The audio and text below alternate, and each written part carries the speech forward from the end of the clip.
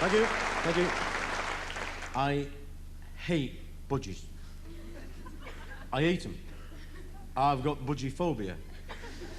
I know there are people here, sitting here tonight, who probably love the tiny, feathery, curly little gets. But I hate them. I hate budgies. I've had this thing about budgies ever since I was a kid. As when I was a kid, we had this budgie.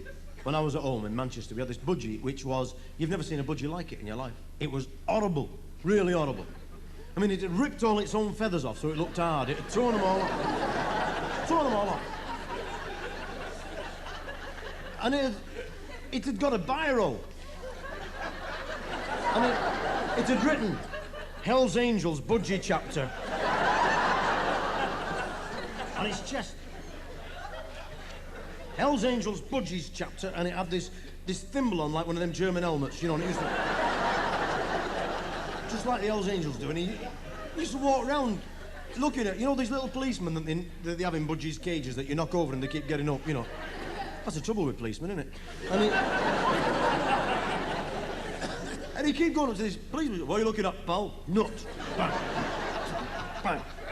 It was a real hard case, it was, you know.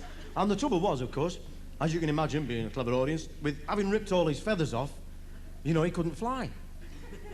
You know, so it's pretty hard, but if anybody was, he couldn't get at them, you know. So me dad made him wings out of an old cornflakes packet, you know. Cut them out, and he made these wings, and the budgie used to hang glide out of the cage.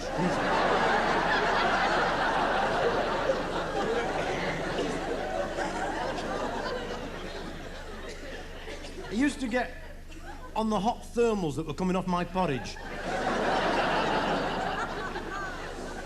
And he'd stay on these hot thermals, circling round when I was a kid in my high chair, you know, and I'd be sitting there having my breakfast, and this budgie, I'd be hovering all the time on the hot thermals, just riding on these waves, crapping in my porridge.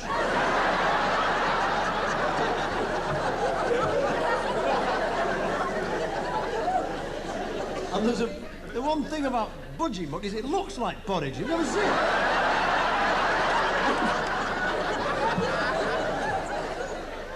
I hated that budgie. Hated it. That was the first experience I ever had, and it marked me for life. I mean, Freud would have sorted all this out on the couch, would have said, it's the budgie. Twisted your brain. I mean, I see a pet shop now with budgies in it. I have to cross the road into a pub. I just can't. Nurse, go. Give us a drink, seen a budgie. What? You've been out drinking again? No, I saw a budgie. Well, the second experience with I was fated to bad experiences with budgies. The second experience I had with a budgie, it was when I was working in Manchester. I had this job making aerosol French fries, you know, for a new quick food company, and canning lettuce, you know, and I was working there in this firm. And I was living in flats at the time, and living opposite me was this beautiful nurse, an Irish girl, lovely girl. She was raven black hair and fair complexion. She was absolutely gorgeous, Bridget. But the trouble is, you know, I just had no idea of how to address women, never mind undress them. I just didn't know what, you know. Until one fateful day, she let me carry 400 weight of coal upstairs for her. And she invited, I thought, this is it. I finally, the dream woman I'd been worshipping from across the lobby for 12 months, I thought I finally got a chance of making a relationship, you know, with her. And she said, would you like to come in for a cup of coffee? And I said, I'd love to, you know. And I went in, and she gave me this cup of coffee, and I sat down on the settee. And immediately I felt this, I don't know if any of you are psychic in here tonight. If you are, then I just won't talk for the next 5 minutes. You'll get the gags on your own. But for those who aren't, you know, I don't know if any of you have ever actually felt this horrible feeling that the skin on the back of your head's all sort of going funny, you know. You probably have been to Rotherham. But it was a really strange feeling, and I wondered why I felt so uneasy. And then I looked, and I saw it. It was a budgie even worse than the one we had. It was the crippin of budgies. He was in a cage on the sideboard, and it had got one leg missing. It got a little crutch and a pirate's hat on its head, and a little man on its shoulder, and it's going around with pieces of 9 and all this bit, you know. And I'm sat there with it, and I thought, well, I'm not going to let this budgie I'm not going to let this budgie phase me out, you know, so I'm sat with my coffee and it's... The cup's going... She says, you all right? Yes, I'm just a bit cold, like, you know. Put the cup down and I thought, this is it. Make a play, go for broke here. And I just started moving my arm along the back of the settee like you do, you know, and watching like the telly, moving my arm around like that. And this budgie, that's the way to do it, get in there! Take it off it, give it some stick, give it some, get in there now, tip your bread. I was terrified, I shot out of that, I could not stand it being heckled by a budgie, I shot out of that flat. And I was in my own flat, in 2 seconds she came up, she said, what's the matter? I said, it's nothing, I just had a funny turn. I said, claustrophobia, I suffer from it. Then, you know, I started to come out. She said, well, I'm sorry about that. She said, because I wanted to ask you a favour. So I said, well, sure, anything. She said, would you have Christmas dinner with me? Because Christmas is only a week off and I've got to see my mum and dad, but I'll be on my own on Christmas Day and I know you will. So I said, well, I'd love to. It's very kind of you, you know, I'd love to have Christmas dinner with you. She said, okay, well, that's a date. She said, I'll get the food. And I said, well, I'll get the wine, you know, and we'll have a bit of a do. I said, but can we have it in my flat? Because, you know, I'm just used to cooking on the candle I've got. You know, it's good. So she said, well, I don't mind, really, you know. So I said, okay, I'll pick you up from the station, Christmas Day. She said, fine, okay. She said, there's one more thing I'd like you, if you could do it. I said, well, sure, you know, ask away. She said, would you mind Attila for me? I said, who? She said, my little budgie, Attila. Would you look after him? Well, I said, I'm no good with living things. I said, plastic flowers die on me. I'm not much use with anything, you know. I said, me Paddington Bear got pneumonia when I lost his wellies. He's dead, you know, that teddy bear. I said, you know. She said, but he loved you. I could tell Attila loved you. He was very friendly. He was chattering to you. He loved, and I gave in. I mean, what can you do when you've got a beautiful girl looking at you with big eyes? I said, okay, I'll mind him for a week. I said, but I'm not really... She said, he'll be lovely. Just feed him, just give him, you know, his food, and he'll be fine. Let me tell you something. I'd never hurt anything. I'd never hurt any living thing, any animal or anything. You know, I don't even tread on cockroaches, you know. I hit them with hammers. I would never, you know, hurt any living thing. You know, if I could avoid it. You know, if I see a cat in the road, I drive on the pavement, sooner hit people, you know. And let me tell you now, really, serious, I looked after that budgie like it was my own. I fed it, I gave it everything, egg and bacon, sausage, tomatoes in the morning, you know, meat and 2 veg, you know, chips and fish from the chippy. You know, it didn't want it, turned its nose up, didn't want, no, I bathed it. I felt stupid getting in the bath with a budgie in my hand, but I bathed it, scrubbed it, you know, and I put talcum on it, and I dried its little crutch afterwards for it, you know, and I looked after it completely, that little budgie, and I loved it. And you know what it did? Believe it or not, this is how perfidious animals can be. You know what that budgie did? Died out of spite. Oh, I did, definitely. I came down one morning, it's lying there, legs up in the air. Finito, benito, wooden overcoat job, now down for pal. I tried everything. I tried steaming it fresh over the kettle. No way. Tried the kiss of life, you know, with a pea shooter over its beak. Kept going up and down again, you know. No way. I even tried the rubber band up the jacks in the propeller on the front, you know. Through it, you know, just never made an effort, you know, winged it. Anyhow, I thought there's only one way around this. There's only one thing you can do around this. There's only one thing. Down the pet shop, get it changed. It's Christmas Eve, like the town's going mad. You know what the town's like on Christmas Eve, all the office parties, everybody's in there, giving it plenty of elbow bending, milk of amnesia, good night Vienna, pull the ladder up, I can swim, all this bit. So I'm going through town full of drunks, and I thought, well, I can't have a budgie sticking out of my jacket pocket, you know, because someone will borrow it and wipe their nose on it. I thought, you know, I can't have that. So I've got a Woolies carrier bag, you know, Woolworths carrier bag, and I've got this little dead budgie inside it. And I'm walking down the road, there's a mate of mine, Nobby Carr, he says, hey, Mike, where you going? I said, I'm just going down the pet shops there now. He says, Mike, come on, have a few down in Yates. He says, come on, we'll have a few, you know, for Christmas, a few Aussies all in, you know. I said, well, Nobby, I've got to go to the thing, you know, I've got to go to the pet. Come on, he said, a few drinks, you'll be all right. So I went in, just had a very few. I'm a religious person, you know, I only drink on 2 occasions, when it's raining, when it's not. Don't bother me at the time. And, went in, I only had a few, and we started talking about politics, you know, Keegan, you know, Busby, whether he should have ever left, you know, and all this sort of thing. And in come this bloke, who I didn't notice, seen him round the town a bit, I didn't notice. he had a bag identical to mine. He comes in, 7 or 8 Aussie All-Ins, all steaming, you know. After 2 minutes, the sawdust is coming out of his ears, you know, the eyes are going round like this. I thought, he's in a good state. He goes off, little do I know, with my bag, leaving me with his bag.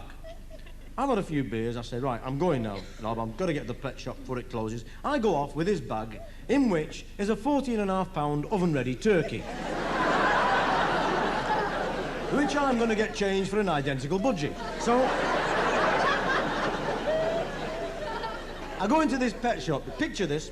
I go into this pet shop. There's nobody about, so I put the bag on the counter and I start talking to the animals, you know. Hello, rabbits. Hello, anacondas. Hello, piranha fish. Have a rabbit, piranha fish. Happy Christmas. And I'm stood there. And the owner of the pet shop comes in out of the back. He's been having a bit with his staff, you know, a drink. And he says, what can I do for you, pal? I said, hello, kid, I want a budgie exactly like that one in the bag. So what? I said, the girlfriend's budgie in there, it's dead. I said, she's coming home to me, I want another budgie, just exactly like that one. Get me one, I'll be in trouble. Finito bin, I get one like that. So he had a look in the bag and he looked at me and said, oh, there's one every year, he said. One every year. He said, do you want one exactly like that? I said, a budgie, exactly. He said, it'll cost you, you know, pal.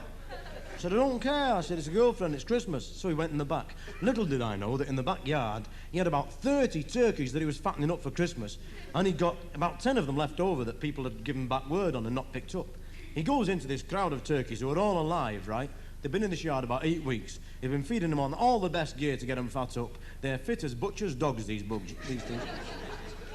One of them's about 8 foot tall. It's the Al Capone of turkeys.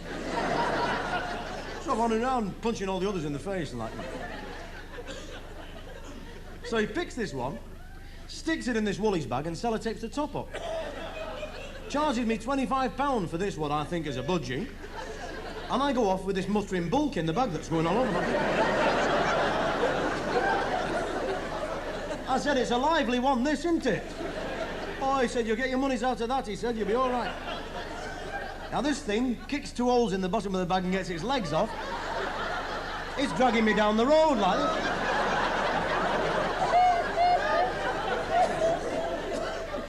So, I'm on the way back through town.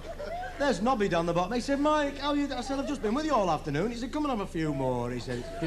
So we go in, Yates's again, a few more we're having, just very quietly. This thing's walking around kicking the landlord's dog, you know. And there's blokes putting the drinks down saying, I'm not drinking no more. No more. There's a Woolies bag walking around over there, I'm off. I'm home. Finished.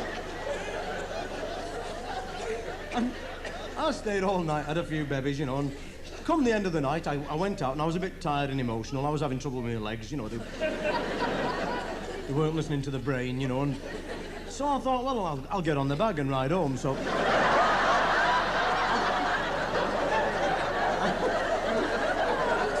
I'm riding home on this Woolies bag, right? And there's blokes coming out of pubs and they're saying, I'm not having no more, ever. No more. Fella gone past in the Woolies bag, I'm going home. So I eventually got home to their flats, right? And I got this thing in and I unwrapped it. Now, in my befuddled state, I just think it's a big budgie. You know, I don't. So you won't believe the trouble I had getting it in the cage. It did not want to know. I'm saying, come on, in there, you know, a nice little home, look, the little pillar there, get in there, go on. No, I put seeds down up to the door, peck, peck, peck, go on, peck, peck, showing it, I'm banging it with my nose, come on, listen. No, in the end, it's down to the Vaseline and the brick hammer.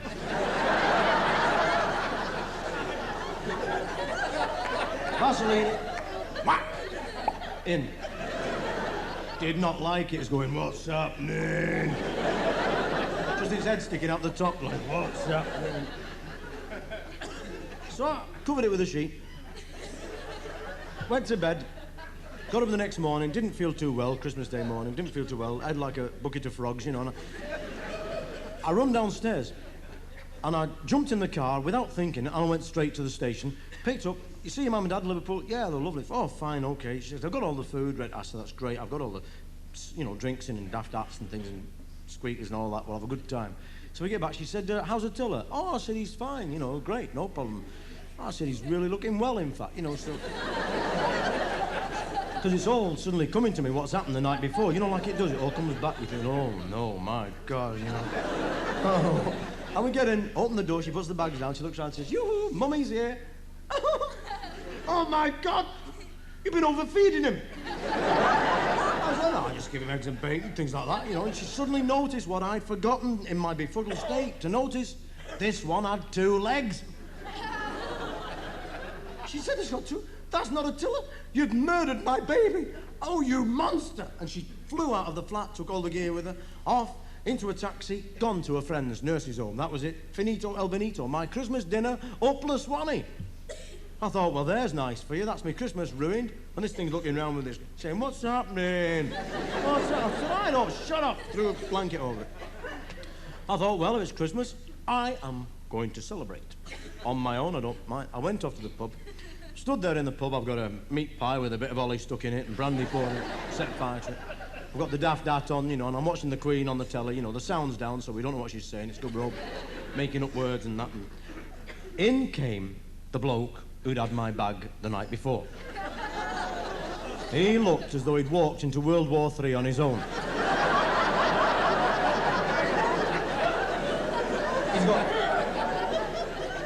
He's got 2 sticks, plaster of Paris on his legs, nose broken, stitched on again, eyes blacked, hair hanging half on and off, scars all over here, and he's got one of those blowers, you know those blowers that you blow and it unravels with a feather on the end and it squeaks? He's got one of those permanently lodged up his right nostril. He walks up to the bar and he says to the landlord, he says, give us a pint of bitter woolly, Jimmy. So I says, you had a good Christmas, Fred? He said, don't talk to me about Christmas. Christmas, he said. He said, I bought a freaking turkey.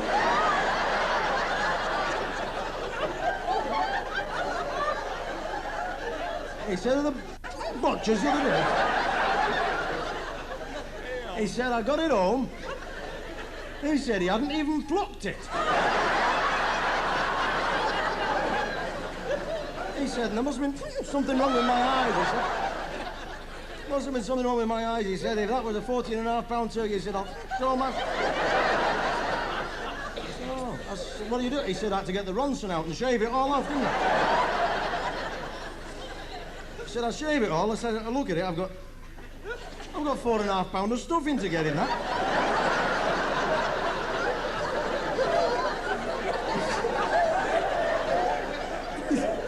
He said, I've tried everything. He said, I'm pushing it. He said, it won't go. He said, in the end, it's down to the icing bag up the jacksie, isn't it?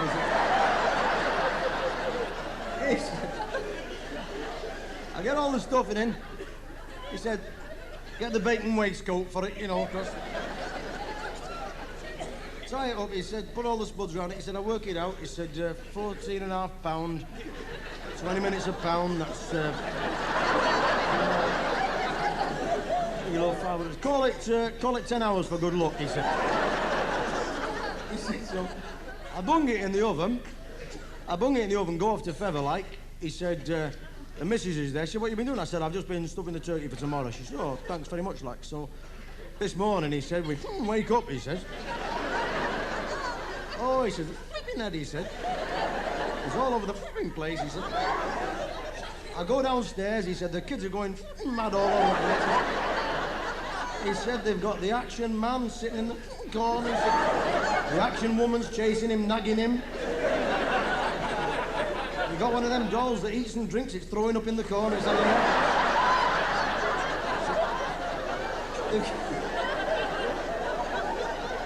he said they've got the scale X tricks. He said it's scale X tricks all over the gaffets, up the sideboard, over the granny's head. He said they've got the cat sat on one of the cars, it's going down a slope going...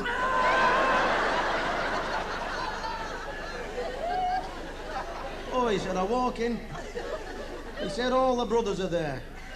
All the brothers, he said. All stood round the room like very heavy wallpaper, big lads. He said, they've all come out of Nick, he said. She says, I've got the sprouts and everything done. She said, well, you go and get the bird out of the oven. He said, so I goes over, he says, I open the fucking oven door. He says, you won't believe it. He said, it's lying there. He said, it's like a walnut with 3 matchsticks on it.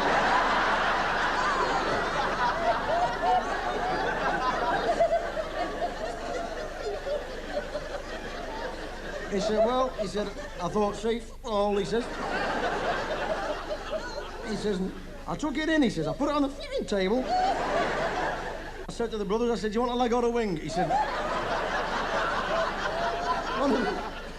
one of them puts the head in, the water, jug of water goes on the scale extra, fuses all the lights, sets fire to the loft, the fire brigade are in, hitting everybody, police in, all. He says, I've got all this broken, he says, the thing here, he says, stuck up in the, can't move. He says, you know what I got for Christmas? Budgie.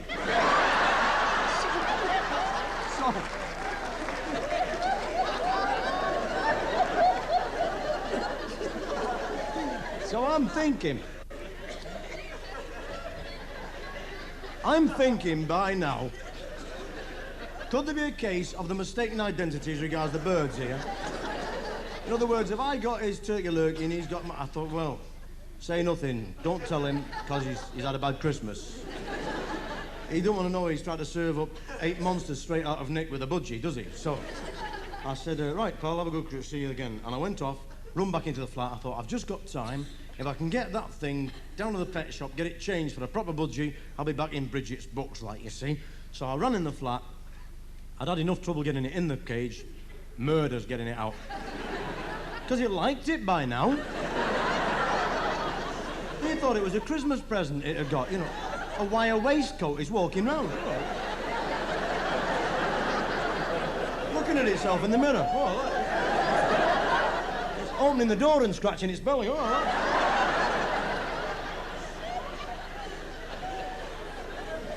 in the end, I had to shave its belly and get a sink plunger in and pull it out. So I got it out, stuck it back in a Woolies bag, sellotaped it up, and I started off down for the pet shop.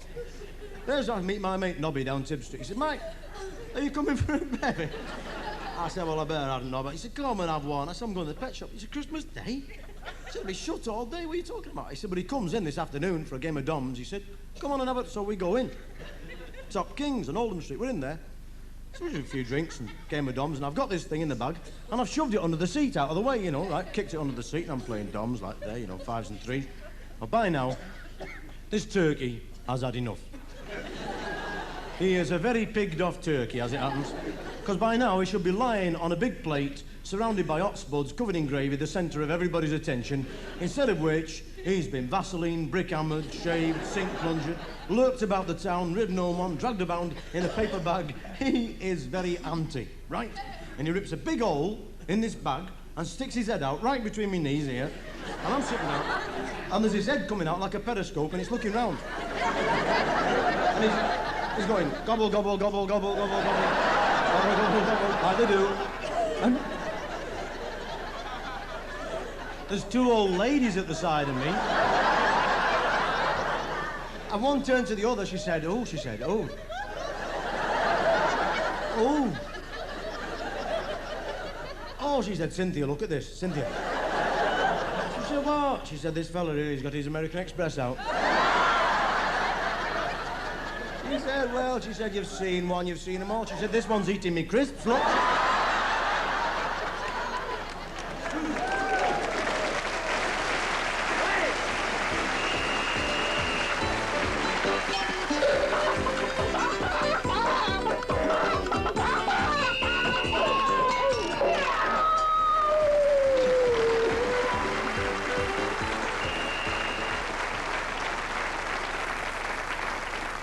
I heard a song about drugs, man. If you feel like joining, it's about a very special drug what we used to get, man, like round our way and trip out on, man.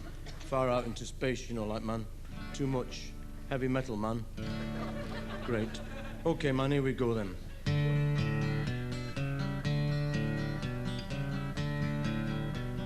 There's a place in Wigan, a place you all should know, a busy little factory where things are all the go.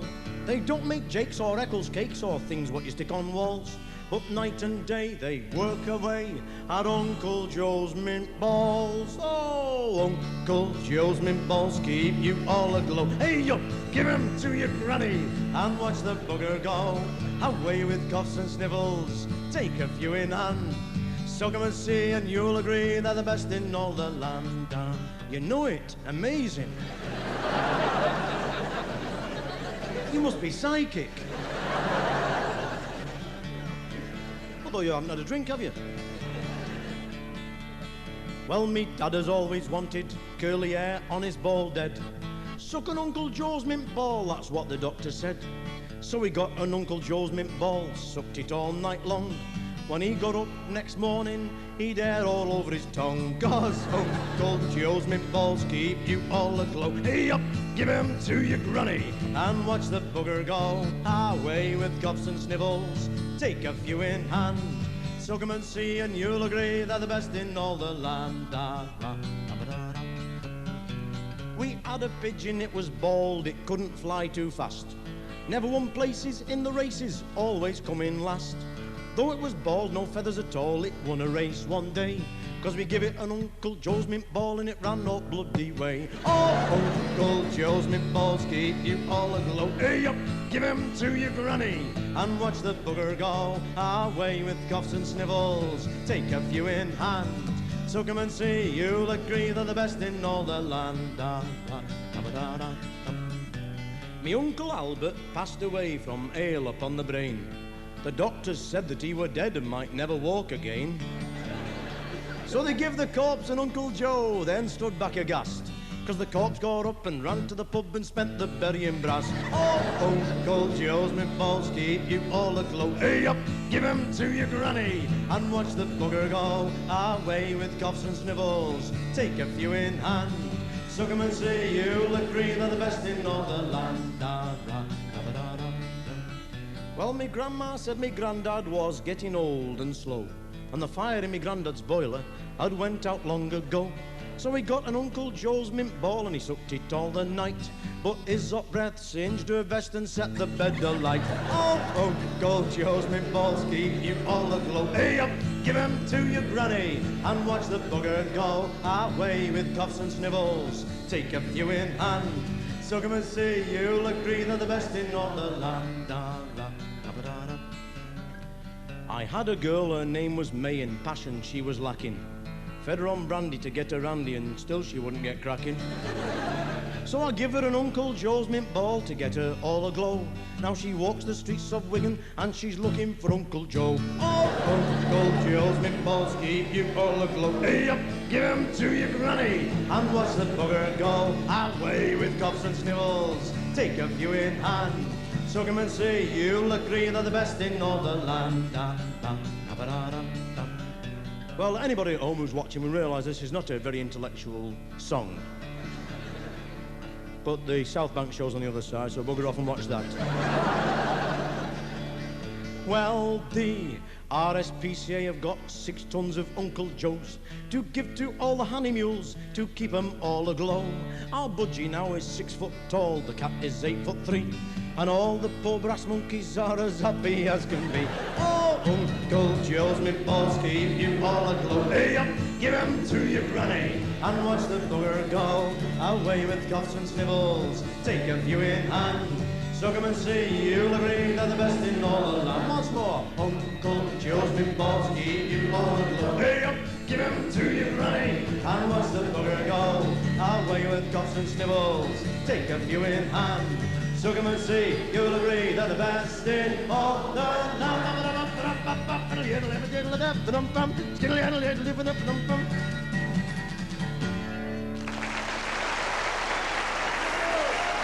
Thank you. Good night.